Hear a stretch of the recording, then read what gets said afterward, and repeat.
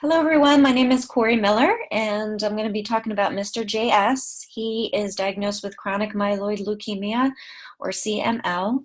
This is for the Nursing Case Management of Vulnerable Populations, Nursing 442 with Dr. Fidello.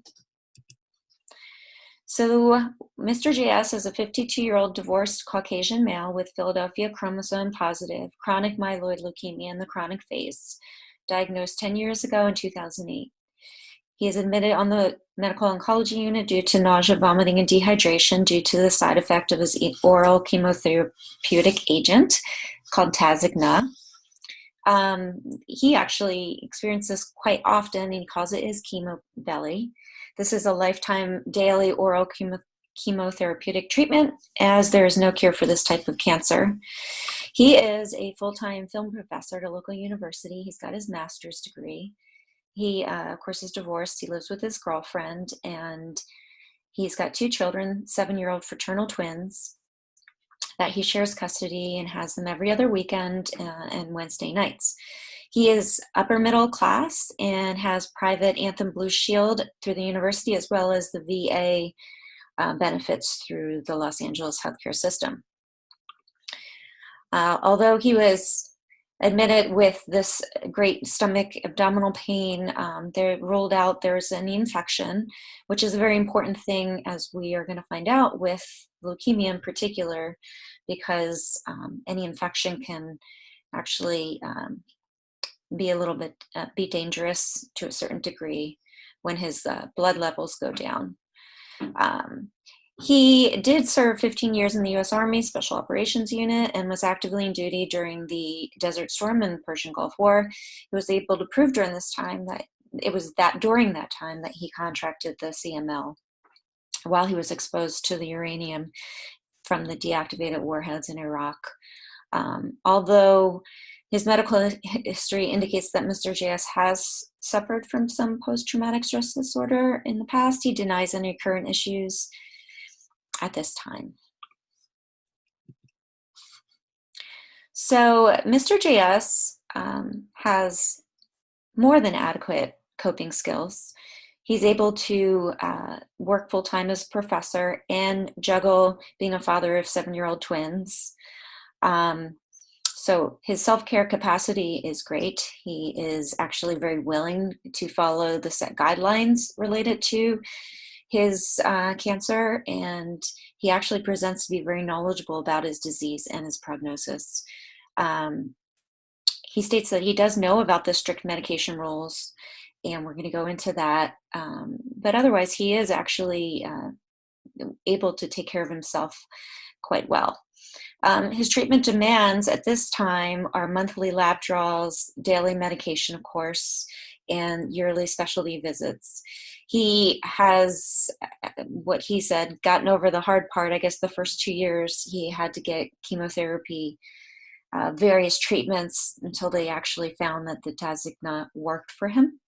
And he was able to get into MD Anderson, which is a cancer care clinic in Houston, which specializes in a lot of these leukemia and all different types of cancers, but they're cutting edge. And he was able to get into a study that Tasigna was doing 10 years ago. So he does state that he's very, of course, grateful that he could get into that study. His ADLs and IADLs, he's actually fully functional in all aspects of self-care. He does complain of a lot of injuries, right knee, shoulder injuries he sustained while doing activities that he loves, like snowboarding. And he said, I'll dress it one day, but for now I just tolerate it. There's no obvious signs that this inhibits any of his activities or compromises him in a physical or mental way. So he is fully functioning. So for his discharge planning, it's important to emphasize to Mr. JS to take care of himself. If he can take care of himself, then of course he can take care of everyone else even better. So this is through the meditation that he states that he likes to do, reminding him about exercising and reviewing all the strict medication things that he should not be taking or eating, his dietary precautions while he's on this medication, his chemotherapy. So the goal clinically would be to identify and understand what dietary restrictions are critical and necessary, and that what does he have to absolutely stay away from in order to have successful chemotherapy agent in his system. So in discharge, he will state the associated side effects, both mild and life-threatening, and he will have awareness to know when to call his physician in the event of any emergency. So there are, of course, times that he needs to take his medication. As stated from Novartis, the actual pharmaceutical company that makes the medication, they said that it is to be taken on an empty stomach with at least 2 hours before a meal, and then avoid eating for at least 1 hour after taking the medication for the proper absorption.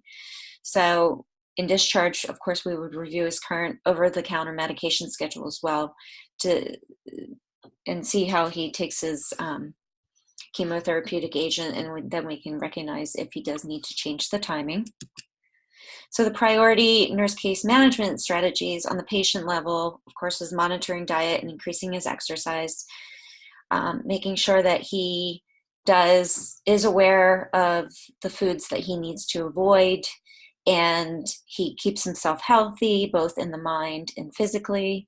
And on system level, he's got so many supportive services, along with basically everything that the VA has to offer, and of course private insurance if you did need to use that. So he's got a full spectrum of specialists that he can utilize to get his health to get him even more healthy. So the nurse case management, patient level intervention, watch for the side effects from the medication.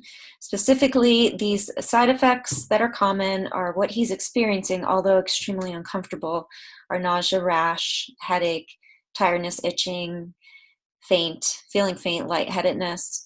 But if he does feel an irregular heartbeat or anything that related to his heart that feels just off, then he may want to go to the ER right away, because this could be a life-threatening heart problem that they do find can occur with increased amounts of the Tasigna in the bloodstream. So no grapefruit products at all. What that does is if he eats any grapefruit products, whether it's when he takes the medication or at any time during the day, it will increase the amount of chemotherapeutic agent in his blood, and he runs the risk of it becoming toxic. Physical therapy is a patient level intervention. He does want to get better and obviously wants to run around and play with his children. So he will attend appointments set by the nurse case manager to obtain diagnostic x-rays or MRIs to find the problems with his knee and shoulder and determine if he needs surgery or if he needs physical therapy. So system level interventions, he needs to be aware that he will have those monthly lab work, labs drawn, and this is to look at his complete blood counts and clotting factors. These are going to be drawn by his primary care physician and then reviewed by the local oncologist. This is a mandatory thing to stay in the study for the Tasigna, as it needs to stay within an acceptable range for continued treatment. He will state the signs or symptoms of possible severe low blood counts, including the fever, chills, signs of infection, unexpected bleeding or bruising, unexplained severe weakness, and shortness of breath. He will understand the importance of the recognition of also increased blood flow to his legs, heart, and brain, which is a possible very severe side effect of this medication as well. And these side effects can occur at any time. It doesn't matter if you've been on the medication for 1 year or 10 years. He needs to be aware of these side effects at all times. There's actually also something that can occur with numbness and weakness, and he needs to be aware of blood clotting as well. And of course, he needs to do attend his yearly visits to the leukemia specialist, and that's in Houston, Texas, to get a full checkup, just to keep his the medication current. And of course, they want to make sure that the Tasigna is still working for him. Utilization review. So the use of his primary care doctor and specialty care, he of course has those two insurances. He does favor going to the VA, as he states, because he feels like they do a thorough job. And believe it or not, it's easier to make an appointment, he said, which is, that's a good thing. So his primary care physician should act as an intermediate step in addressing the basic levels of care. And so he can also help him with those minor or moderate sports-related bodily injuries, obviously draw his monthly labs, submit to the oncologist. If he does feel as though he has an infection and he needs antibiotics, then he does need to speak to his specialist, because there are certain medications for infection that he cannot take. However, there are a few that he can. This is also the same as with over-the-counter medications. There's actually quite a number of over-the-counter medications that can have possible contraindications with the oral chemotherapeutic agents. So these all need to be reviewed with his oncologist before he would start something new. And of course, then looking at the acute care, he can utilize that at any time if he feels that something is just off, if he needs to go to the ER. Of course, there are those serious life-threatening side effects that can occur, so it's better to be safe and to know what's going on, and we need to remind him of that. Community support. Mr. JS is pretty private. He is not interested in joining any community resource groups.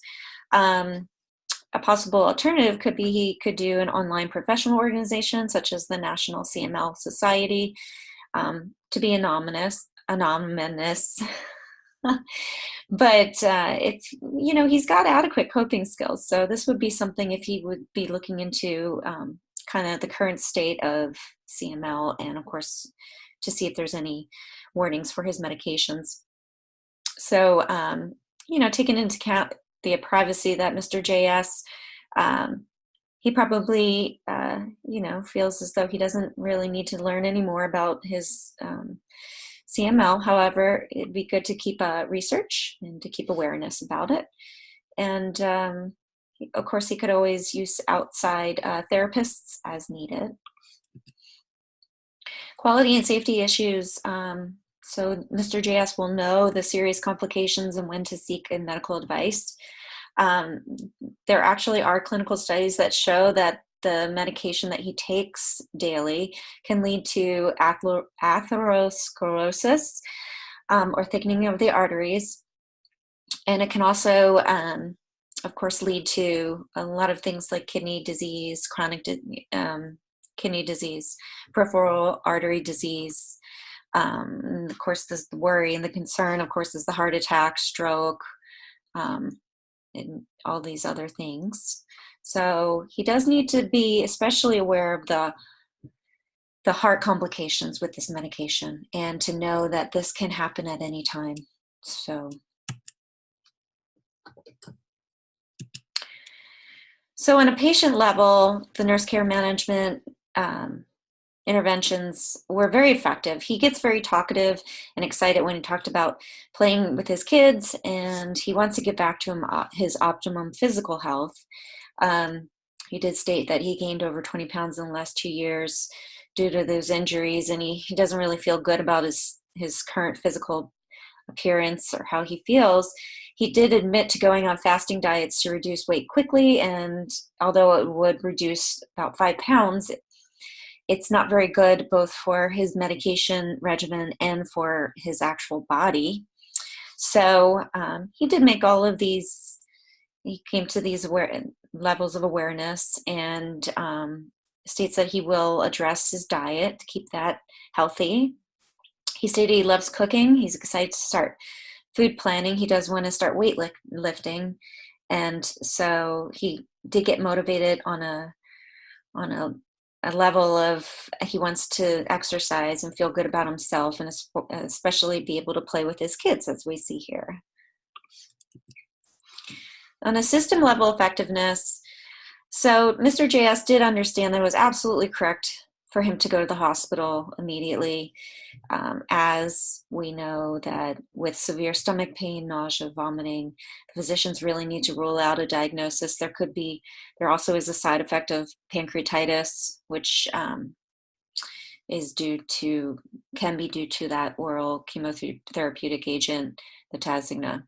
So he does need to be sometimes diagnostically viewed to know that what he has is one of the more mild to moderate side effects versus one of the severe ones. So he appeared to be more empowered upon discharge, as he was quick. He accepted all of his arranged appointments. He readily placed them on his phone. He's excited for physical therapy. And I believe that the overall goal of education related to his chemotherapeutic agent regimen was successful upon discharge. And that's it. Thank you very much.